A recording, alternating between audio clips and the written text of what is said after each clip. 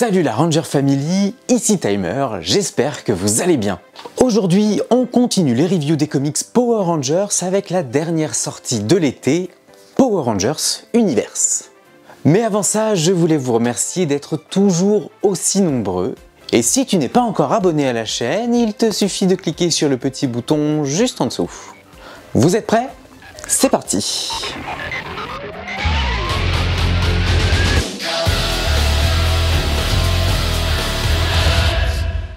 Dans la dernière vidéo des comics, on avait parlé de la suite des aventures des Omega Rangers après la guerre des Eltariens.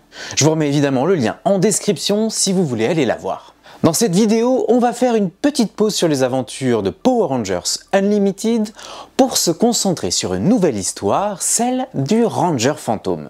Power Rangers Universe explore l'origine du personnage et sa connexion au réseau de transmutation. Et attention les yeux, car cette mini-série adapte les costumes du Sentai des Rangers, dont un costume inédit, c'était des costumes qui avaient été écartés en saison 2 de Mighty Morphin. Le chapitre 1 démarre dans le passé au Labo Frontière, un étrange personnage qui ressemble fortement au Ranger Fantôme, mais en blanc, appelé le Transmunaute, active une arche et pénètre directement dans le réseau de transmutation. Mais un être maléfique rôde, forçant le Transmunaute à la désactiver avant qu'il ne soit trop tard. Ce n'est pas précisé pour l'instant, mais l'être maléfique me fait terriblement penser à Dark Spectre. Voyons si j'ai raison. Près de 600 ans plus tard, toujours au Labo Frontière, devenue une cachette super secrète, Ori tente de réactiver l'arche des maîtres en vain. Elle est rejointe par Rian, Firo, Telosi et Aleia, alors qu'ils ont tous été appelés pour l'ascension. Le petit groupe est inquiet car après la Master Forge d'Alok, celle de Namise ne répond plus à son tour. Et sur celle-ci, il y avait leur ami Xev. Bon, ça fait beaucoup d'éléments à intégrer d'un coup, mais commençons par un truc. Rappelez-vous ce qu'est une Master Forge, c'est une station construite par les maîtres de la transmutation dans des zones où l'énergie du réseau de transmutation est la plus forte. On a découvert ça dans le comics Edge of Darkness. Grâce à leur cœur de transmutation, Ori parvient à alimenter l'ordinateur du labo et retrouver la vidéo de surveillance montrant l'attaque de la Master Forge de Namise. Une chose ressemblant fortement à ce qui était dans le réseau avec le Transmunaute il y a 600 ans à attaquer les gens. Et comme l'arche a été refermée, ils n'ont pas pu s'enfuir. Soudain, la situation semble se répéter à l'arche d'Elepis. Le petit groupe s'y précipite car celle-ci a été activée alors qu'une menace approche, mais un être est éjecté de l'arche, activant la curiosité d'Ori. Elle se rend auprès du corps avec ses amis, découvrant qu'il s'agit du Transmunaute. Et son corps semble être traversé par l'énergie du réseau. Le petit groupe se retrouve face à la menace qui rôde autour de l'arche et se tient prêt à se battre. Dans le chapitre 2, on retrouve la planète 0117 en pleine invasion. Mais le petit groupe des 5 amis est bien déterminé à faire front tout en protégeant le Transmunaute.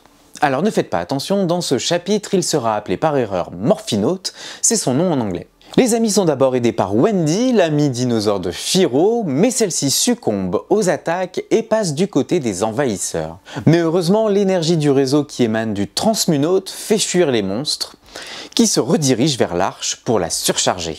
On comprend par les quelques mots prononcés par le Transmunaute que les ennemis seraient liés à Dark Spectre. Bon, c'était pas vraiment lui, mais j'étais pas loin d'avoir raison quand même. En s'approchant de l'arche, Ori reçoit une transmission de Cartor, un de ses amis, qui a réussi à pénétrer dans le réseau à temps, mais elle est obligée de désactiver l'arche pour empêcher les monstres de passer. Soudain, le Transmunaute reprend ses esprits et utilise son énergie pour détruire les ennemis, sauf pour le dernier, qui reprend alors son état naturel. Il s'agit de Xev. Le Transmunaute explique clairement que l'énergie du réseau est l'antithèse de celle de Dark Spectre.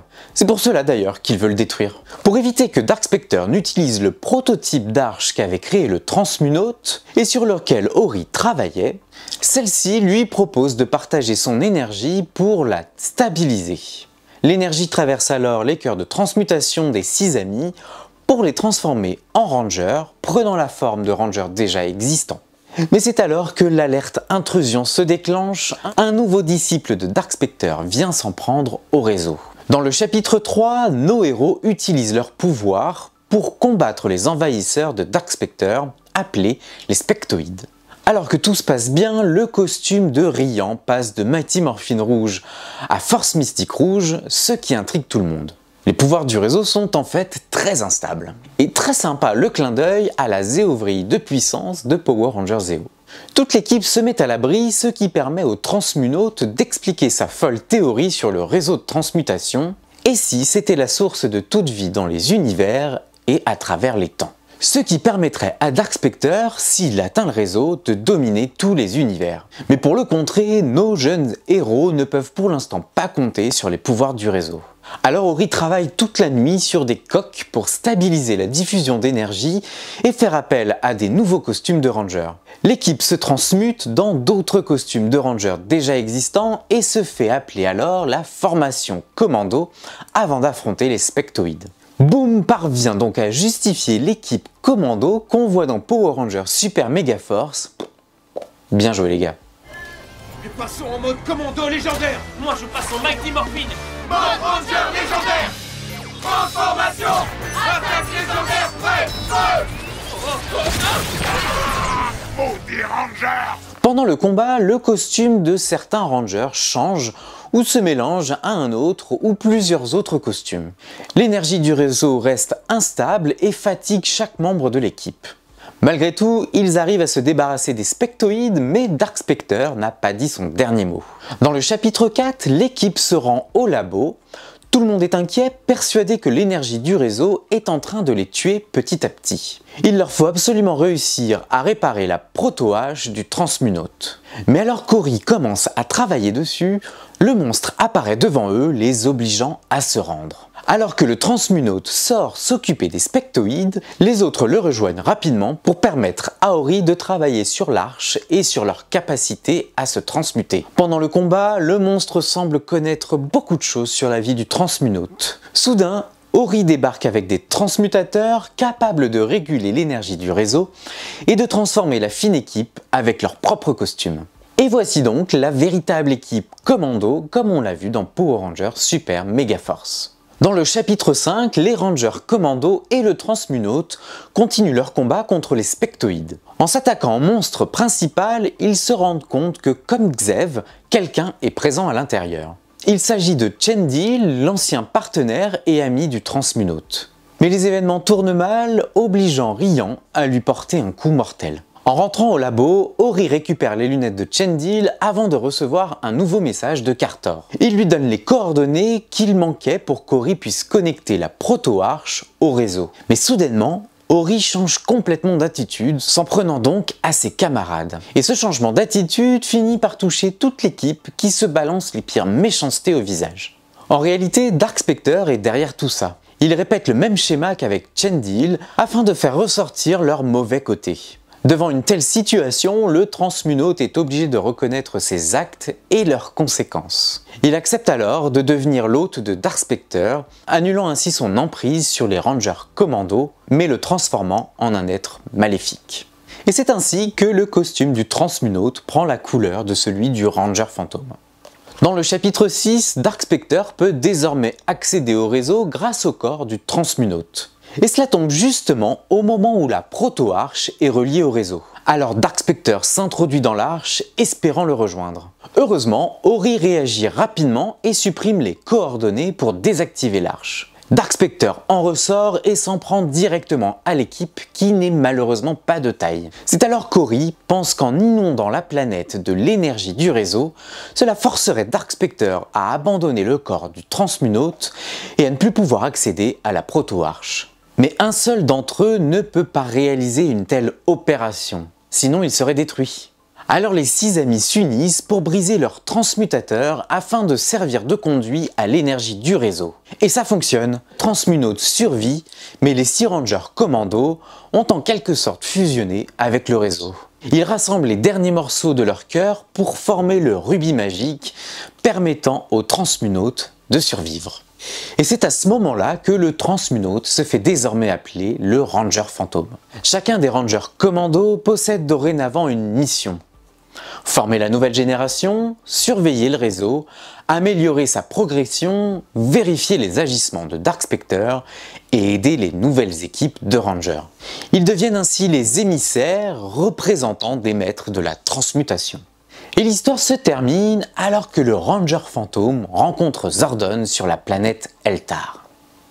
Power Rangers Universe est un récit complet imaginé par Nicole Handelfinger, dessiné par Simone Ragazzoni et colorié par Mattia Iecano.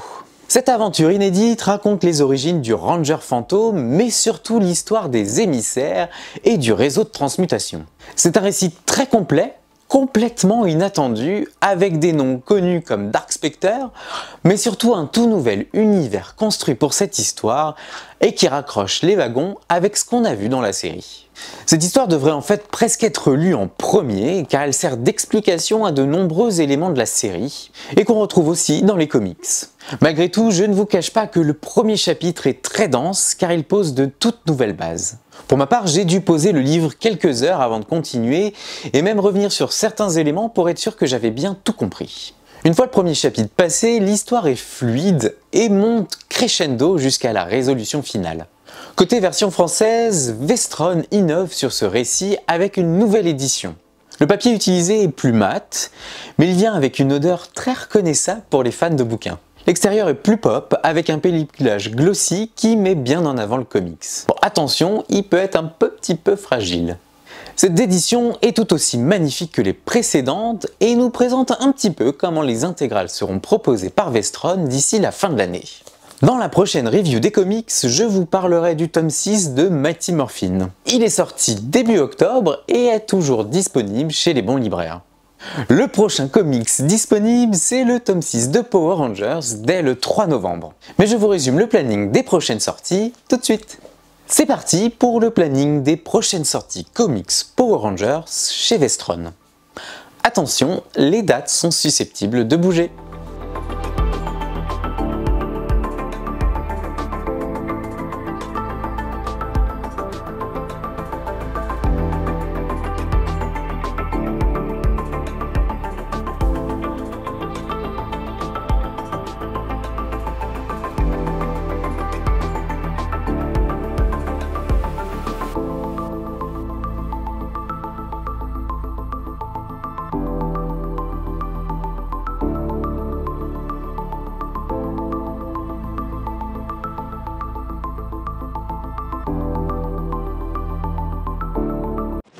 C'est tout pour aujourd'hui. J'espère que cette vidéo t'a plu et si c'est le cas, lâche un pouce levé.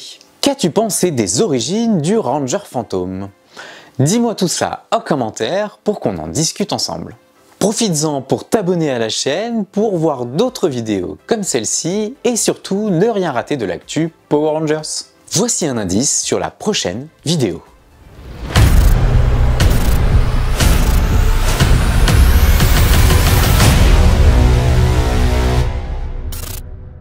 You are most welcome. Je vous retrouve la semaine prochaine. Allez, salut! Je vais faire aussi. Je pense qu'il faut que je refasse ça. Oh là là, j'ai fait n'importe quoi. Pas possible d'aider les jeunes zéros. On va y arriver.